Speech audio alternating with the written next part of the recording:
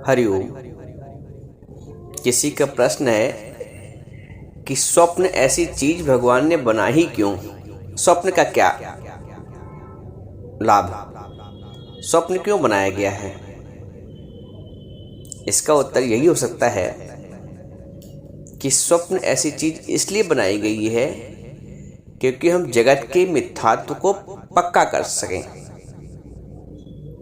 स्वप्न का उदाहरण देकर, स्वप्न के मिथ्यात्व का उदाहरण देकर हम जगत के मिथ्यात्व को पक्का कर सकें। जिस तरह स्वप्न की सृष्टि मिथ्या है, उसी तरह जागृत की जो सृष्टि है ये भी मिथ्या है। स्वप्न का महत्व यहाँ पे आता है।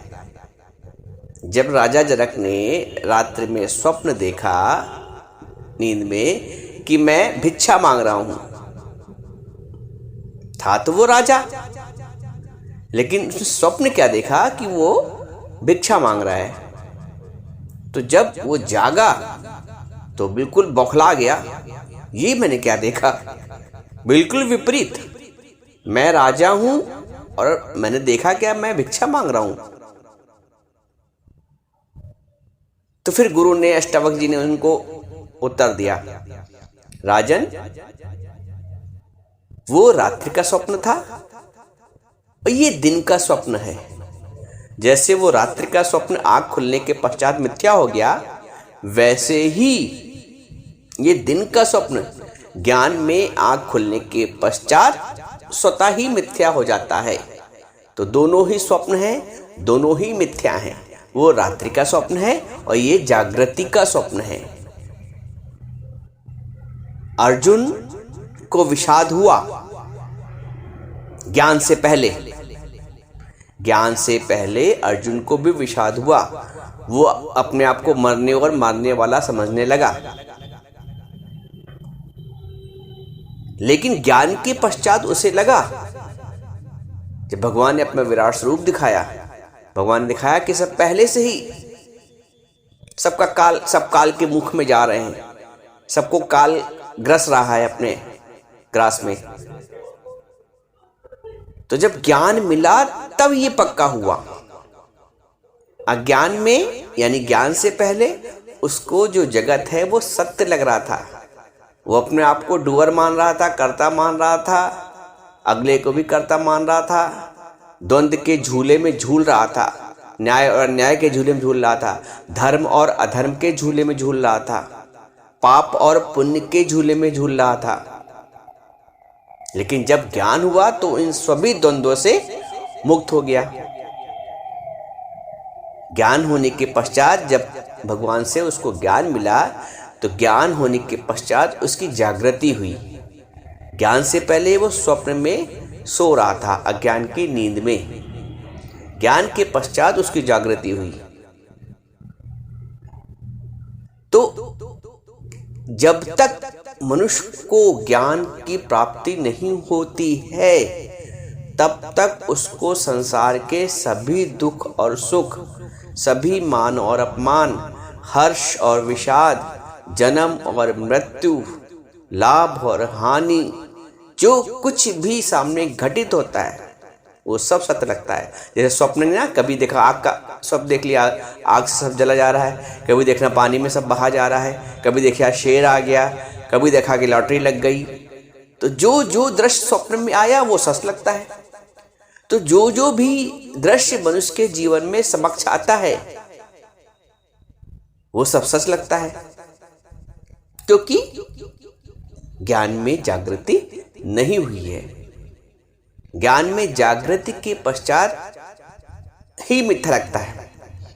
अब किसी व्यक्ति से कहो, हालांकि संभव नहीं है, सोते सोते स्वप्न देखते देखते वो समझे कि मैं स्वप्न देख रहा हूं, मैं मिथ्या, जो भी देख रहा हूं सब मिथ्यात्व है, उसमें पक्का करो, नहीं हो पाएगा।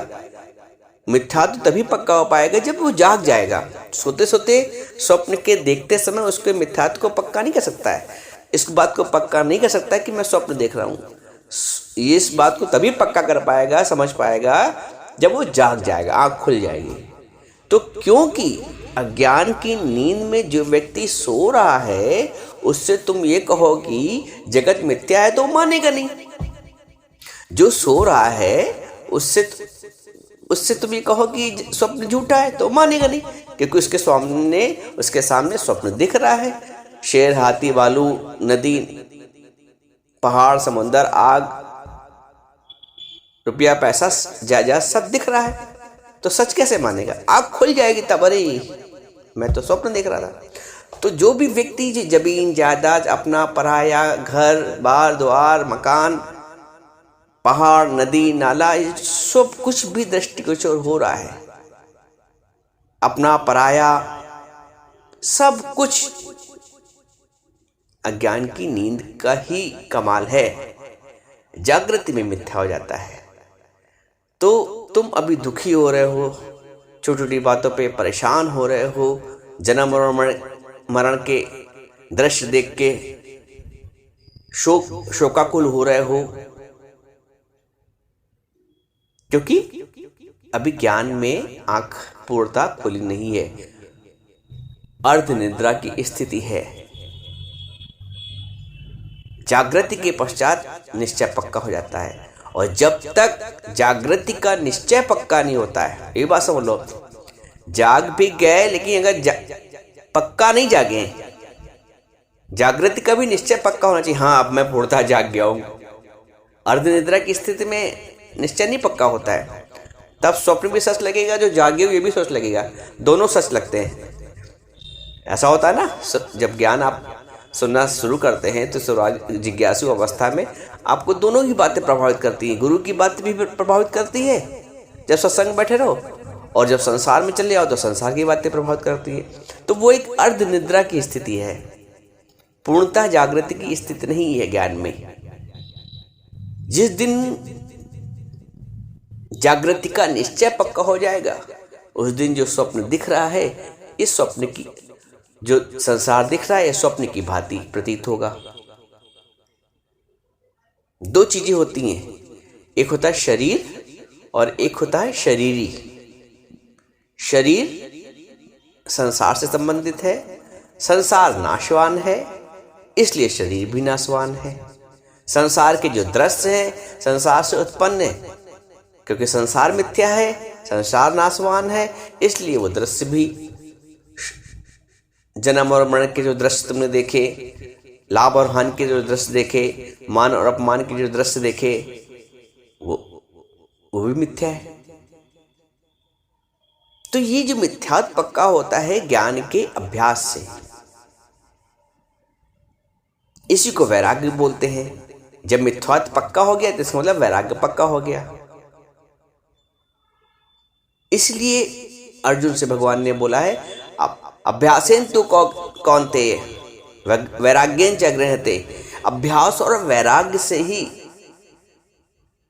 स्थित प्रज्ञ होता है आदमी, एक जिज्ञासु।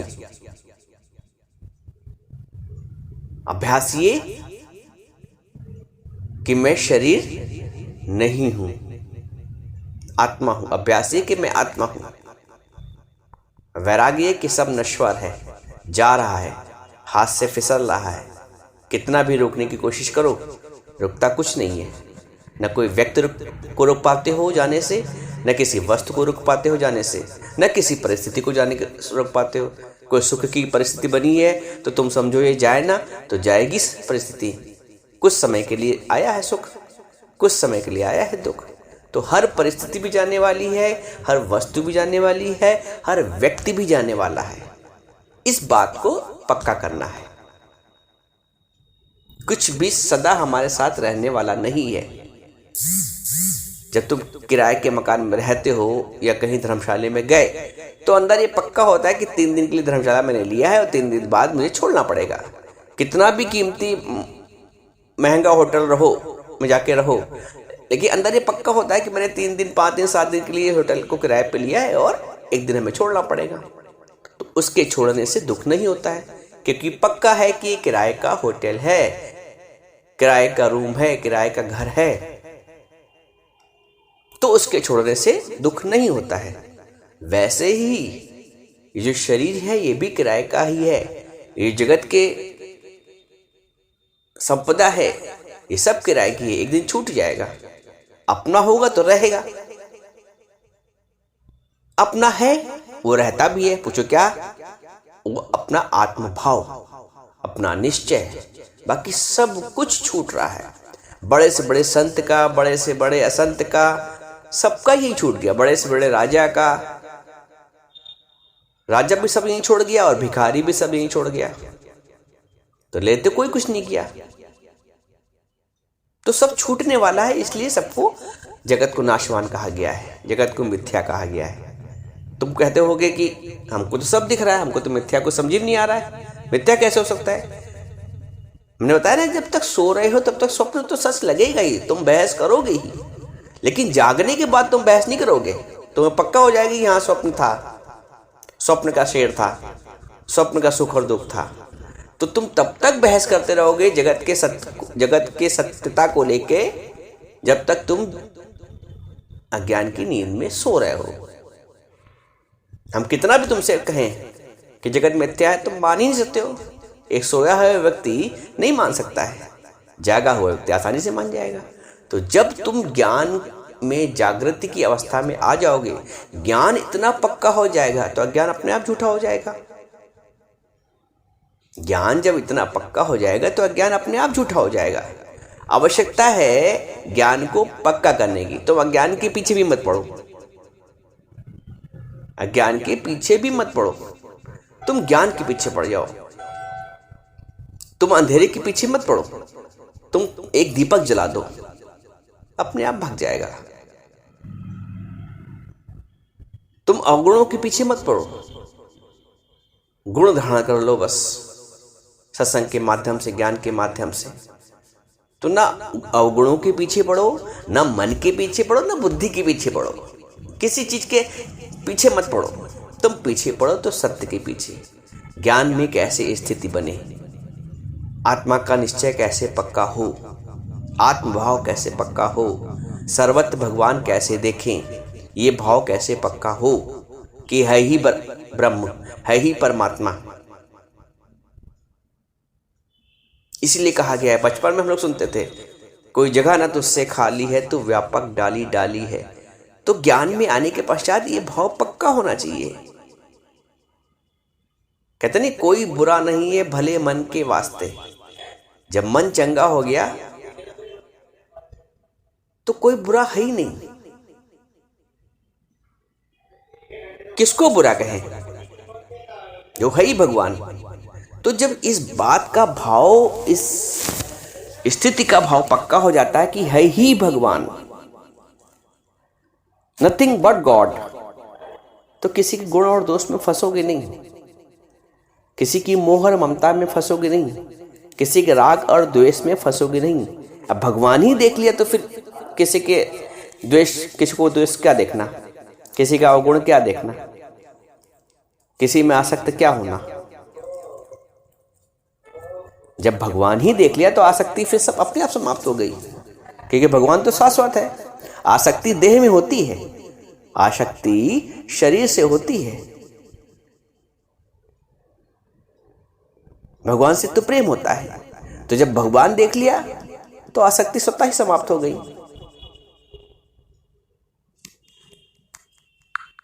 तो आवश्यकता है भगवान के भाव को पक्का करने की, आवश्यकता है अपने को आत्मा का निश्चय पक्का करने की। तुम अज्ञान के पीछे मत पड़ो, अवगुणों के पीछे मत पड़ो, समय बर्बाद हो जाएगा, हासिल भी कुछ नहीं होगा। इसलिए अपनी ज्ञान में स्थिति मजबूत करो। इसलिए नित्य का सत्संग जरूर सुनो। नित्य का सत्संग सुनते सुनते ही निश्चय हो जाएगा, स्थिति पक्की हो जाएगी।